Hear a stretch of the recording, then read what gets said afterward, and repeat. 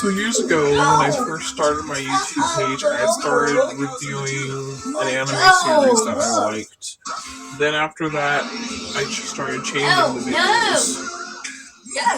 This time I'm deciding to review a series that's been dear to my heart for some time, and it's the live action Avatar: The Last Airbender, because the original was dear to my heart. This is kind of a review for the first 5 episodes of the live action Avatar: The Last Airbender.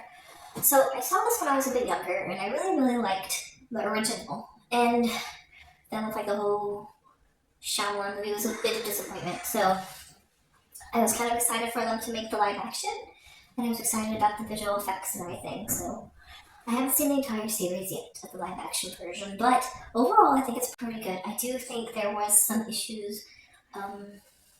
They kept on saying that Aang wasn't acting like an avatar. He was being too playful. He wasn't really taking his responsibility seriously, which is how it's supposed to be, or that's how it was in the So this is a review on Avatar, the live action Last Airbender, which I thought overall, from what I've seen, it was pretty good, but there was some concerns that I had.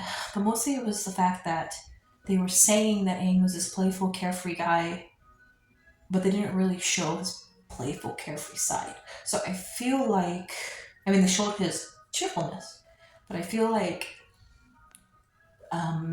it would have been better if they had done a couple of those, at least a few of those random field trips before he saw Kyoshi, and I feel like that would put more emphasis on the fact that he wasn't taking his stuff seriously, other than, that he had been disappeared for 100 years.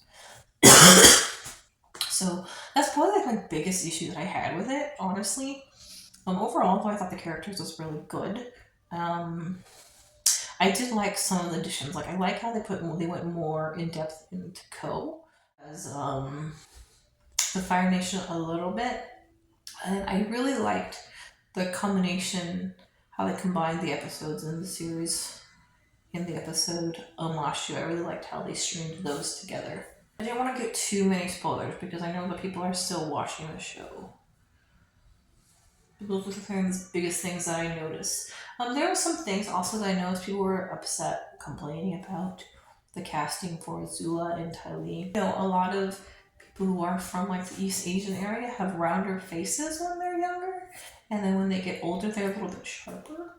Which is why Ty Lee, who was a little bit older, or the person who played Ty Lee and the person who played Suki, are both a little older than Mei and Azula, and they have sharper features. I'm not really sure if that's a thing, but that's kind of what my impression of it.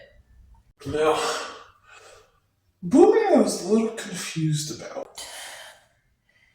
I like what he was trying to tell Aang, but I feel like how they put it together was a little bit awkward. They automatically knew each other. And instead of, saving his friends, he was just fighting Boomy.